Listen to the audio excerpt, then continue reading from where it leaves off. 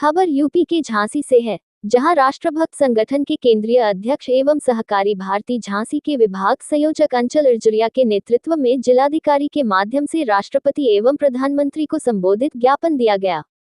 ज्ञापन में कहा गया कि पिछले दिनों कश्मीर के पहलगाम में 28 पर्यटकों, जिनमें 26 हिंदू थे, की धर्म पूछकर गोली मारकर कलमा न पढ़ने पर आतंकियों द्वारा नृशंस हत्या कर दी गई। इससे संपूर्ण देश के आम जनमानस में आक्रोश एवं उबाल है। नेतागण कहते हैं कि आतंकी का कोई जात मजहब नहीं होता, जबकि यह घटना सिद्ध कर रही है कि आतंक का मजहब और धर्म होता है।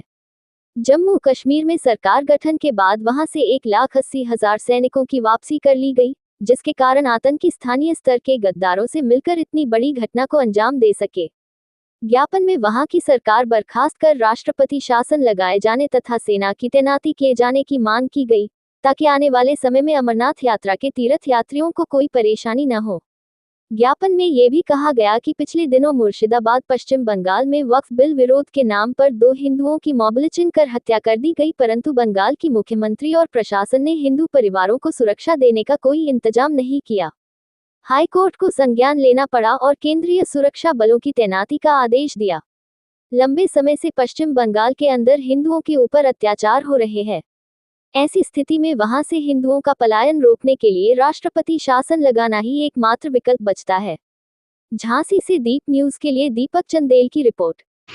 आज हमने यहाँ पर जिलाधिकारी झांसी के माध्यम से राष्ट्रपति महामहिम राष्ट्रपति को और माननीय प्रधानमंत्री संबोधित ज्ञापन दिया है। जिस तरह से पहलगांव के अंदर धर्म पूछ करके, जाति पूछ करके, हिंदू हो नहीं हो, कलमा पढ़ना आता है नहीं, जिस तरह से मारा गया है, गोलियां मारी गई हैं आतंकवादियों द्वारा, उससे यह सिद्ध होता है जो सारे नेता हमारे कहते हैं कि आतंकवाद का कोई धर्म नहीं होता, कोई मजहब नहीं होता। इस घटना ने सिद्ध किया है कि आतंकवाद का मजहब होता है और अगर मुसलमान हैं तो आतंकवादियों द्वारा वो नहीं मारा जाएगा।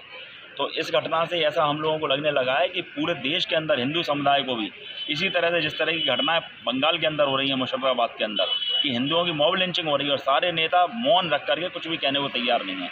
अगर एक मुस्लिम की मॉब लिंचिंग हो जाती तो सुप्रीम कोर्ट से लेकर सारे नेता सिर पर पूरे देश को उठा लेते, लेकिन जिस तरह का हो रहा है, कृत्य हो रहे हैं जिस तरह के, ऐसा लगता है कि हिंदू इस देश के अंदर 2म दर्जे का नागरिक बन करके रह गया है। इस संबंध में हमने इसीलिए ज्ञापन प्रेषित किया है कि पश्चिम बंगाल में ममता जी की सरकार को बरसों से हिंदुओं के ऊपर अत्याचार हो रहे हैं, उनको बर्खास्त किया जाए और साथ ही साथ जो नेशनल कॉन्फ्रेंस की सरकार है उसको भी बर्खास्त किया जाए, क्योंकि चुनाव के बाद में जब से सरकार बनी तो 1,80,000 सैनिकों की वापसी हुई।